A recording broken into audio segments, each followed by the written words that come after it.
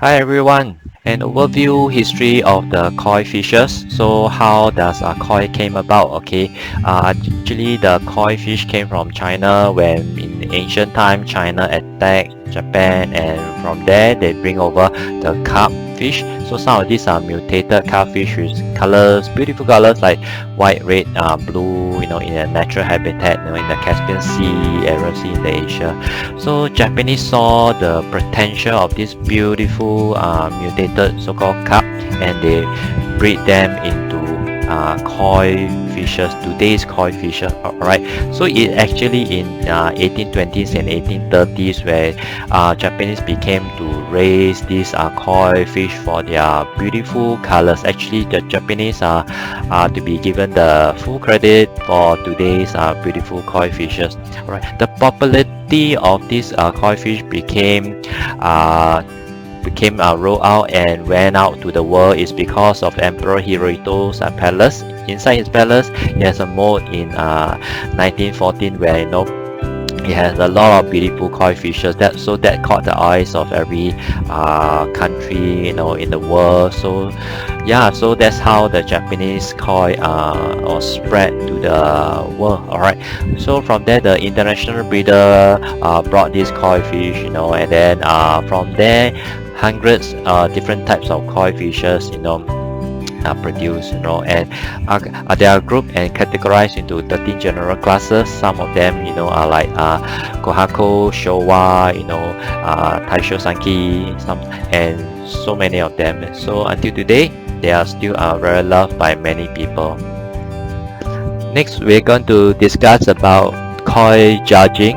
Alright, koi judging involves these 5 category. I think different areas will have their different categories, but mainly they are form, color, pattern, quality, dignity and aroma, or some other people call it power. Alright, so these are some of the basic requirements for a very good koi for competition. So each category, each type of koi will have their own specific grading. Later on we'll be going to see the details. For the competition, form is one of the most important criteria to look at for koi fishes. Okay, what is form? Form is the body shape, the proportion of the body, finish, head, width at the eyes, shoulder, and so many more. So it's best that you personally appreciate and see the fish on site and see the real depth, see the totality of the body and the total length of the body, the actual physical length of the body and the depth of the body.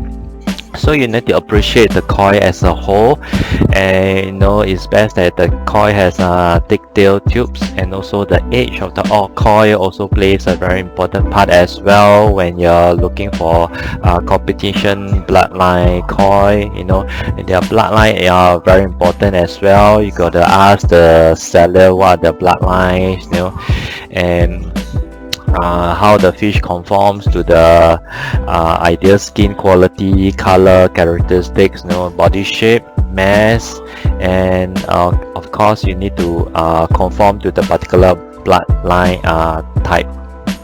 In line for competition, the next criteria is color. As you can see down here, genetic plays a very important part in the koi's color, especially competition graded fishes. The bloodline, which type of koi they are from, and then the pond condition, and then the age, whether it's male or female, plays a very big part as well. The female tend to retain their color, the smoothness of the skin for a longer period of time, whereas male will lack that. So the color must have thickness. It cannot be like a very thin or very like see-through, and also should be clear. That means that you can see the white, the color, and very lustrous, very clean, be like very dirty, you know, mixture too much color in the red like that.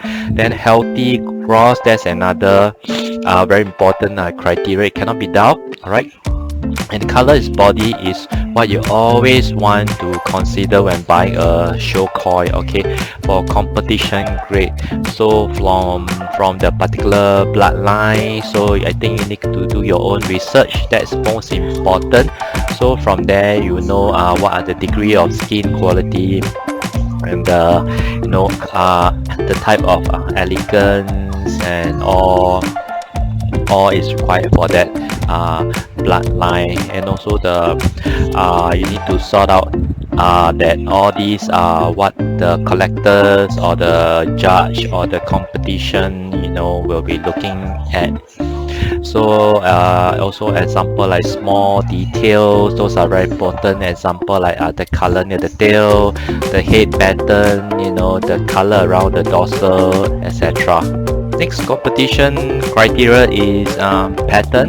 So what the judges looking for, and it's very important in selecting show koi, is the pattern. Okay, different rules in different varieties, as there are so many different koi varieties. So you got to do some research into this to see that what type of rules are needed for different patterns, for different variety which you love. Alright, so pattern must be balanced. This is one of the most important criteria. Balance from the left to right and balance from the front to back as well for koi. Okay, and okay, and also if all the colors are in front, we call it front heavy, and if all colors are in the back, we call back heavy. Alright, so balance should have a good edge as well. Trailing edge is called kiwa at the back of the red or the black color. Okay, patterns that wrap deeply around the fish we call maki. Okay, deep insertions of color that have many edges to show the clarity of kiwa are preferred. Okay, in competition grade koi. Okay, a complex fish like wago showa is highly valued. Okay, so therefore pattern play a very important part, and most importantly the pattern need to attract you. Alright, even from far away you see, wow, so many people are looking at that. So the pattern is next a very important criteria to look for. Another very important criteria to look for is quality. So what is quality for competition koi? So first thing, the skin and skin texture is very important.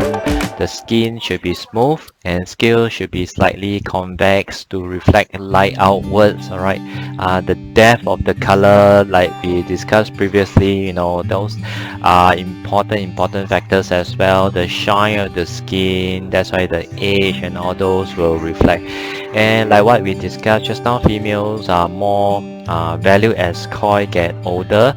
Okay, because female are able to maintain their softness and the texture longer than male. Alright, so this quality. And last but not least, powerful appearance or dignity aroma.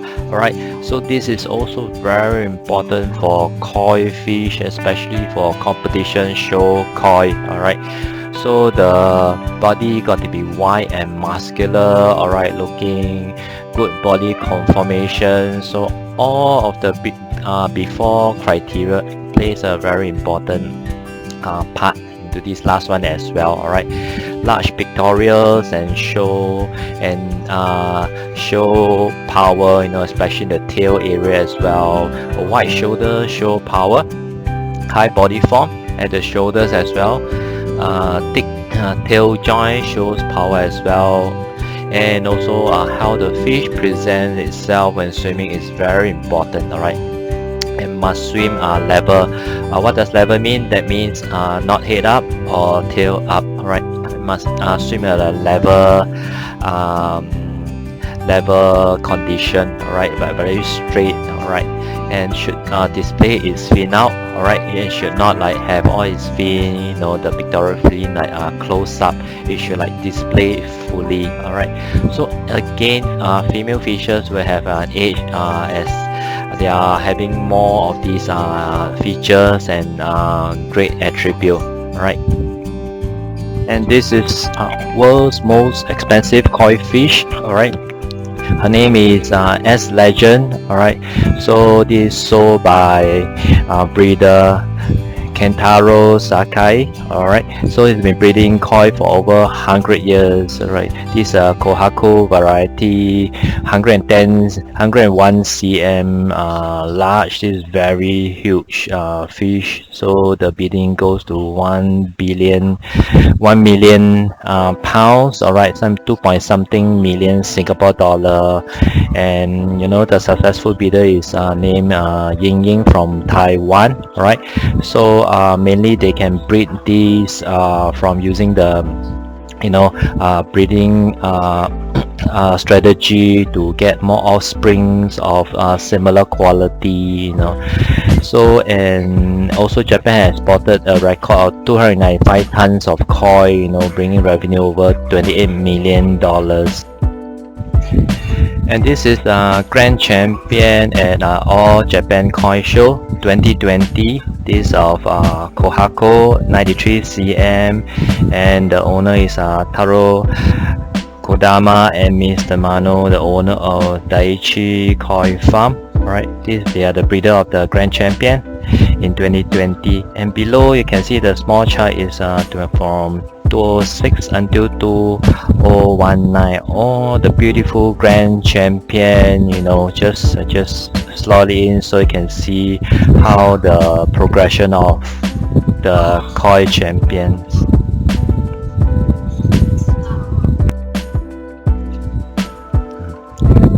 How a Grand Champion koi is created. Alright, so according to some breeder, they start with estimated 3 million or more fishes, and they'll select and cull down to 15 to 25,000 of those out of the 3 million, and from the next first year raise them.